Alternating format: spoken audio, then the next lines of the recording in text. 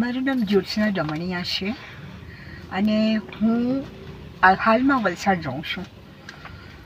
લગભગ તારીખ જોઈને તમને કહું છું કે 23/11ના મારે સ્ટેશન પર આવવાનું થયું ટિકિટ માટે અને મને સરખો જવાબ ન આપ્યો અને એ બાબતે હું સ્ટેશનના જે main chief of the person છે એમને પાસે ગઈ. હવે એમની રજૂઆત કરી, કારણ કે એ લોકોનો વર્તાવ છે ને તોછડો હતો, સરખો જવાબ ન આપ્યો. એટલે મને કીધું કે તમે કમ્પ્લેન બુકમાં કમ્પ્લેન લખો. તો હું કમ્પ્લેન બુક માંગવા ગઈ તો કમ્પ્લેન બુક તો ન આપી, પણ એની બાજુમાં બેઠા હતા સિદ્ધાંશુભાઈ, એમનો વર્તાવ જાણે મને મારવા આવશે ને એવી રીતના એમણે મારા પર આવીને અસભ્ય વર્તન કર્યું. એટલે તોછડાઈથી, અસભ્ય વર્તનનો મતલબ કે ખૂબ જ તોછડાઈથી વર્તન કર્યું. મેં બી એનો સામો એટલો જ પ્રત્યુત્તર આપ્યો અને આ બાબત મેં લખીને મોકલી. પછી નેક્સ્ટ ટાઈમ જ્યારે હું વલસાડ આવી મુંબઈથી, ત્યારે મેં એ કમ્પ્લેનની રજૂઆત કરી, જેની આ કોપી મારી પાસે છે. ત્યારે એમણે મને કમ્પ્લેન બુક આપવી પડી.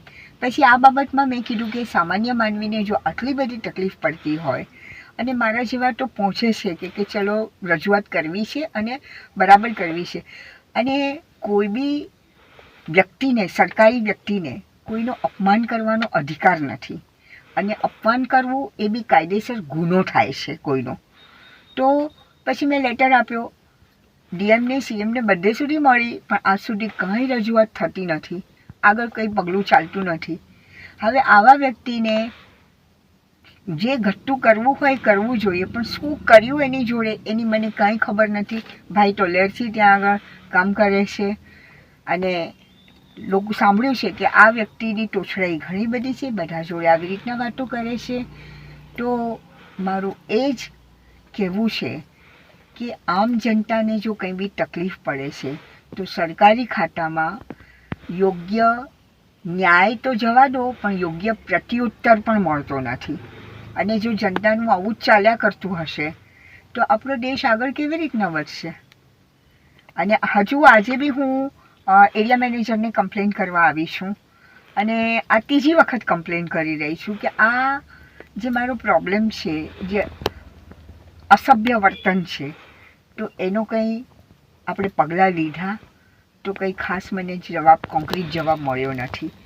અને પહેલું આપણા ભારતીય લોકોને શીખવું જોઈએ કે કોઈ બી નાની કે મોટી વ્યક્તિ જોડે માન સન્માનથી વાતોનું આદાન પ્રદાન કરતાં શીખવું જોઈએ.